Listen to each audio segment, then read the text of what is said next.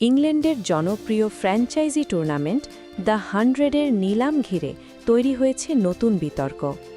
বিশেষ করে কয়েকটি দলের মালিকানায় ভারতীয় ব্যবসায়ীদের উপস্থিতি নিয়ে উদ্বেগ প্রকাশ করেছেন ইংল্যান্ডের অধিনায়ক জস বাটলার। তিনি জানিয়েছেন, ইংল্যান্ডের নিজস্ব এই টুর্নামেন্টে বিদেশি মালিকদের আধিপত্য বাড়লে স্থানীয় ক্রিকেটের স্বার্থ ক্ষতিগ্রস্ত হতে পারে। বিষয়টিকে তিনি হতাশাজনক বলেও উল্লেখ করেন।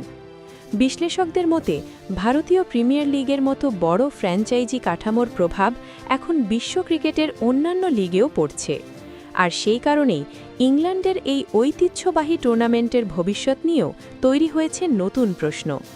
তবে আয়োজকরা বলছেন, বিদেশি বিনিয়োগ টুর্নামেন্টকে আরও শক্তিশালী ও প্রতিযোগিতামূলক করবে। এখন দেখার বিষয়, এই বিতর্ক কি শুধু আলোচনাতেই সীমাবদ্ধ থাকবে, নাকি এর প্রভাব পড়বে দ্য 100-এর ভবিষ্যতের ওপর।